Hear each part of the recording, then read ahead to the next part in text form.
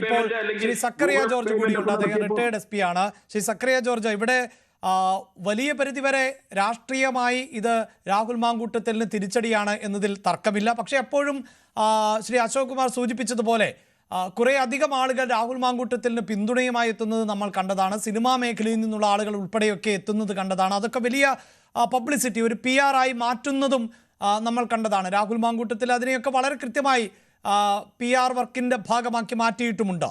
ഇവിടെ ഇതാ രാഷ്ട്രീയ ആരോപണങ്ങളും പ്രത്യാരോപണങ്ങളും ഒക്കെ ഇങ്ങനെ തുടരുമ്പോഴും അഡ്വക്കേറ്റ് ബലദേവ് സച്ചിദാനന്ദൻ ഒരു ഘട്ടത്തിൽ സൂചിപ്പിച്ച വസ്തുതകളുണ്ട്. അത് അദ്ദേഹം ഈ നടിയെ ആക്രമിച്ച കേസെന്ന് അദ്ദേഹം പറയുന്നില്ല. പക്ഷെ ഞാൻ അതാണ് മനസ്സിലാക്കുന്നത്.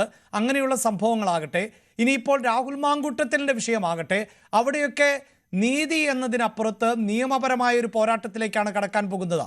കഴിഞ്ഞ ദിവസം രാഹുൽ മാങ്കൂട്ടത്തിൽ മാധ്യമങ്ങളോട് പറഞ്ഞത് നമ്മുടെ ഭരണഘടന മുന്നോട്ട് വയ്ക്കുന്ന നമ്മുടെ രാജ്യത്തിൻ്റെ നിയമ സംവിധാനമുണ്ട്, ആ നിയമത്തിന് തെറ്റായ ഒന്നും താൻ ചെയ്തിട്ടില്ല എന്നാണ്. ഇന്ന് ഈ പരാതിയുമായി പെൺകുട്ടി യുവതി എത്തുമ്പോൾ പോലും പറയുന്നത് സത്യം ജയിക്കും എന്നാണ്. തൊട്ടു പിന്നാലെ ഒരു FB പോസ്റ്റ് രാഹുൽ മാങ്കൂട്ടത്തിൻ്റെതായി വന്നു. അതിൽ ജനകീയ കോടതിയിലും നീതിന്യായ കോടതിയിലും തനിക്ക് വിജയമുണ്ടാകും എന്നാണ് പറയുന്നത്. അത് മറ്റൊരു ആത്മവിശ്വാസമല്ലേ? അത് ഈ പറയുന്നത് പോലെ ഒരു പ്രവൃത്തി ചെയ്തു എന്നോ അല്ലെങ്കിൽ തെറ്റായ പ്രവൃത്തി ചെയ്തില്ല എന്നോ ഒന്നുമല്ലല്ലോ അതിൽ നിന്ന് അർത്ഥമാക്കേണ്ടത്. ശ്രീ സക്കറിയ ജോർജ്, നമ്മുടെ ഇവിടെ ഓരോ സംഭവങ്ങൾ നടക്കുമ്പോൾ കുറേ ആൾക്കാർ പ്രതിയോടൊപ്പം നിൽക്കും, അതായത് വേട്ടക്കാരനോടൊപ്പം നിൽക്കും, കുറച്ചു പേര് ഇരയോട് നിൽക്കും. അതിനകത്ത് സാമൂഹ്യ പ്രവർത്തകരുണ്ട് എന്ന് പറഞ്ഞാൽ പൊളിറ്റീഷ്യൻസ് ഉണ്ട്, പിന്നെ രണ്ടു കൂട്ടത്തും നിൽക്കുന്നവരുണ്ട്, അതുപോലെ തന്നെ പിന്നെ അഡ്വക്കേറ്റ്സും നിൽക്കാറുണ്ട്. അപ്പം ഇതൊക്കെ പലയിടത്തും ഇങ്ങനെ നിന്ന് എവിഡൻസ് എല്ലാം ടാമ്പർ ചെയ്യുമ്പോൾ യഥാർത്ഥത്തിൽ ഇരയ്ക്ക് കിട്ടേണ്ട നീതി യഥാസമയം കിട്ടേണ്ട രീതിയിൽ കിട്ടുന്നില്ല. ഇതൊരു പരമാർത്ഥമാണ്. പിന്നെ പലപ്പോഴും ഡിലേ ഉണ്ടാകുമ്പോൾ ബയോളജിക്കൽ എവിഡൻസ് നഷ്ടപ്പെട്ടു പോകുന്നു. ഇപ്പം 1984 ബ്രിട്ടീഷ് ലീസ്റ്ററിലുള്ള അലക് ജെഫ്രി അദ്ദേഹം DNA ഫിംഗർ പ്രിന്റിങ് കണ്ടുപിടിച്ചു. കൺക്ലൂസീവ് പ്രൂഫാണ്. അപ്പം DNA ടെസ്റ്റ് നടത്തണം എന്നുണ്ടെങ്കിൽ ബയോളജിക്കൽ എവിഡൻസ് വളരെ ഇന്നവിറ്റബിൾ ആണ്. അത് നഷ്ടപ്പെട്ടു പോകാതെ അന്നേരം തന്നെ കിട്ടണം. ഈ ഡിലേ വരുമ്പോൾ തീർച്ചയായിട്ടും ബെനിഫിറ്റ് ഓഫ് ഡൗട്ട് പിന്നെ പ്രതികൾക്ക് കിട്ടും. കാര്യം അവർക്ക് തെളിവൊക്കെ കൊണ്ടുവന്ന് അവർക്ക് രക്ഷപ്പെടാനായിട്ട് അവർക്ക് കഴിയുന്നുണ്ട്. അപ്പം ഇത് പോലീസിനും വലിയൊരു ചലഞ്ചാണ്. കാര്യം താമസിച്ച് വന്നിട്ട് ഇപ്പം ഇവരാരും കൊച്ചുകുട്ടികളൊന്നുമല്ല. അപ്പം നമുക്കറിയാം, നഴ്സറി കുട്ടികൾക്ക് പോലും അറിയാം ഒരു ക്രൈം ഉണ്ടായി കഴിഞ്ഞാൽ പോലീസ് സ്റ്റേഷനിൽ റിപ്പോർട്ട് ചെയ്യണമെന്ന്. ഇത്രയും നാളായി പറയുന്നില്ല. മുഖ്യമന്ത്രിയുടെ ഓഫീസിൽ പോകുന്നു. പോലീസ് സ്റ്റേഷൻ അല്ലല്ലോ മുഖ്യമന്ത്രിയുടെ ഓഫീസ്. അപ്പോൾ നമുക്കറിയാം പല കേസുകളിലും ഈ ഹയർ ഓഫീസേഴ്സ് ഇങ്ങനെയുള്ള കാര്യങ്ങളിൽ ഇടപെടുന്നുണ്ട്. ഇപ്പം ഞാൻ ചാനൽ കണ്ടതാണ് ADGP ലോ ആൻഡ് ഓർഡർ അവിടെ ചെന്നു എന്ന്. അദ്ദേഹം ഒരു മെസ്സഞ്ചറിൻ്റെ ജോലിയൊന്നും ചെയ്യേണ്ട കാര്യമില്ല. മുഖ്യമന്ത്രിയുടെ ഓഫീസിൽ കിട്ടിയാൽ ഫോർവേഡ് ചെയ്യുമ്പോൾ അത് ചെയ്താൽ മതി.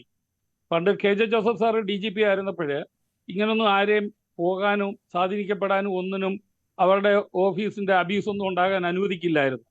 അങ്ങനെ ഒരു ADGP പോകാൻ ധൈര്യപ്പെട്ടായിരുന്നെങ്കിൽ അദ്ദേഹം അക്കൗണ്ടബിൾ ആകും. ഇപ്പം ശ്രീ രവീന്ദ്ര ചന്ദ്രശേഖർ ആയതുകൊണ്ട് അദ്ദേഹം ഡൽഹിയിൽ നിന്നൊക്കെ വന്ന് ഇവിടെ മുഖ്യമന്ത്രിയൊക്കെ കണ്ടിട്ടാണ് ഈ പോസ്റ്റിംഗ് ഒക്കെ വാങ്ങിച്ചത്. അപ്പോൾ സ്വാഭാവികമായിട്ട് ഭരണവർഗത്തിൻ്റെ കൂട്ടത്തിൽ അവരുടെ ഇഷ്ടാനിഷ്ടങ്ങളനുസരിച്ചൊക്കെ നിൽക്കണം.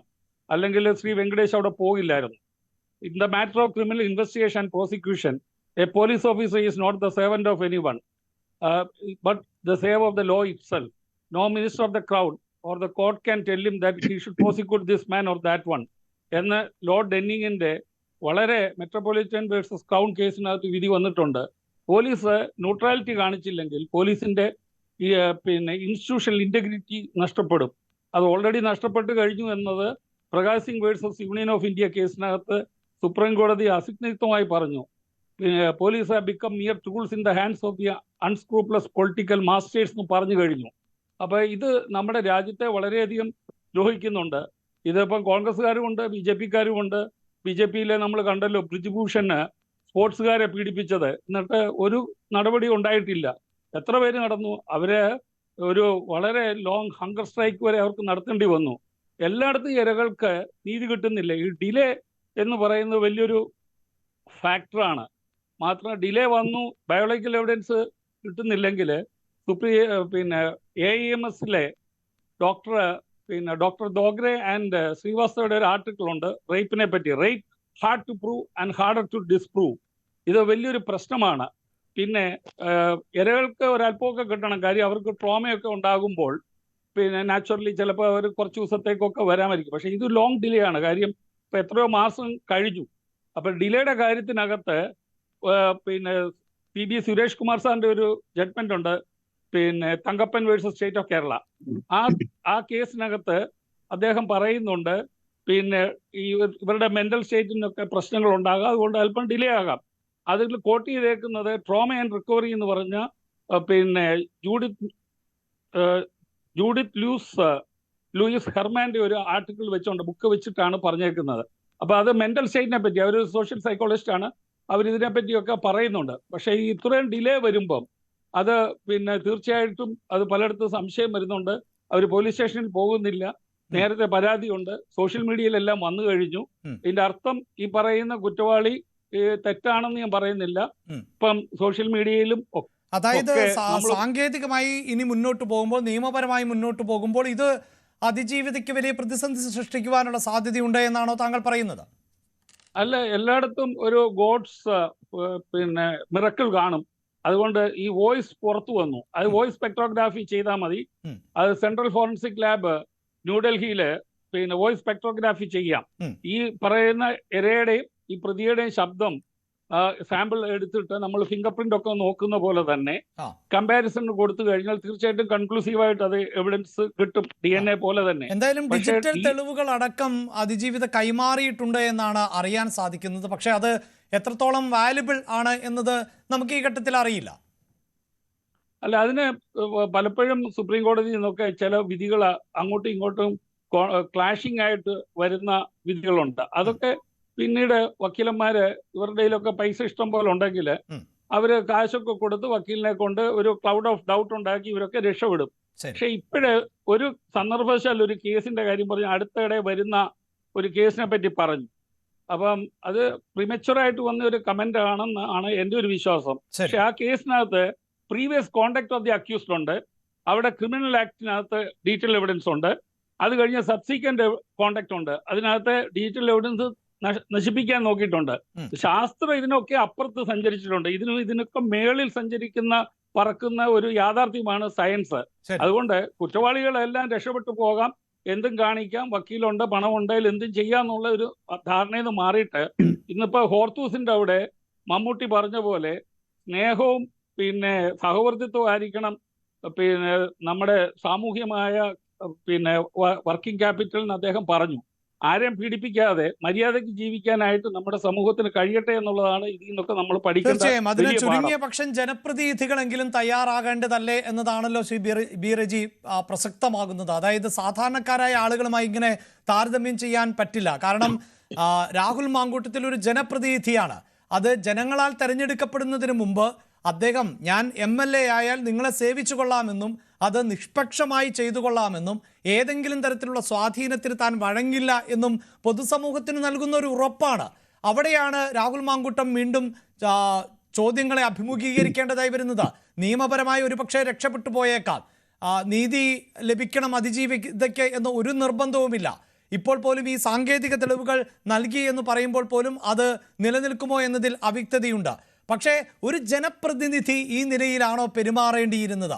സ്ത്രീകളുമായി ഈ നിലയിലാണോ ഇടപെടേണ്ടത്? അപ്പോൾ സ്ത്രീകളെ തന്നെ ഏത് തരത്തിലായിരിക്കും ഈ ജനപ്രതിനിധി അഭിസംബോധന ചെയ്യുന്നത്? ഇതെല്ലാം വളരെ പ്രധാനപ്പെട്ട വിഷയമാണ്. അവിടെയാണല്ലോ ഇനി MLA ആയി തുടരുക എന്നത് ഉചിതമായ ഒന്നാണോ എന്ന ചോദ്യം ഉയരുന്നത്. ശ്രീ ബി റജി, അഭിലാഷ, ഇതൊക്കെ നമ്മുടെ സമൂഹത്തിലുള്ള മൊത്തത്തിലുള്ള മൂല്യച്യുതിയുടെ ഭാഗമായി സംഭവിക്കുന്നതാണ്.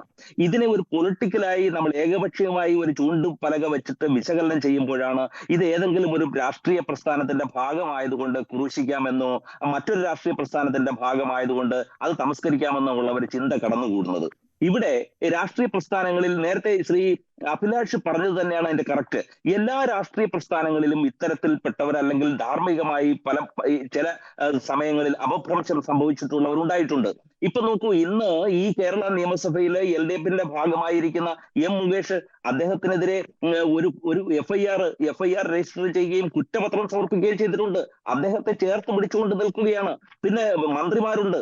അതുപോലെ BJP എന്ന് പറയുന്ന പൊളിറ്റിക്കൽ പ്രസ്ഥാനത്തിന് ഇത് സംബന്ധിച്ച് എന്തെങ്കിലും ആവശ്യപ്പെടാൻ കഴിയുമോ? അവരുടെ ഭാഗത്തും ധാർമ്മികമായ മൂല്യച്യുതികൾ ഉണ്ടായിട്ടില്ലേ? നോക്കൂ, കർണാടകത്തിലെ മുൻ മുഖ്യമന്ത്രിയായിരുന്ന യെദ്യൂരപ്പ ഒരു പോക്സോ കേസിലെ പ്രതിയാണ് അദ്ദേഹം. അതുപോലെ ഈ ബ്രിജ്ഭൂഷന്റെ കാര്യങ്ങളും ഒക്കെ പറഞ്ഞു. എത്രയോ പേര്, ഡസൻ കണക്കിന് ഒരു ഉദാഹരണങ്ങൾ നമ്മൾക്ക് ഇവിടെ എടുക്കാം. പക്ഷേ അതിനെയൊക്കെ നമ്മൾ മാറ്റിവെച്ചുകൊണ്ട് ഈ പറഞ്ഞ പോലെ ഒരു ധാർമ്മികമായ ഔന്നത്യം പുലർത്തുന്ന ഒരു സമൂഹമായി നമ്മൾ മാറണമെങ്കിൽ അതിനെ ഉള്ള നീതിന്യായ വ്യവസ്ഥകളിൽ നമ്മൾ വിശ്വാസം അർപ്പിക്കണം. ഇവിടെ നോക്കൂ, ഇവിടെ ഈ പെൺകുട്ടിക്ക് അത്തരത്തിൽ ഒരു ദുരനുഭവം ഉണ്ടാകുമ്പോൾ തീർച്ചയായിട്ടും പോലീസിനെ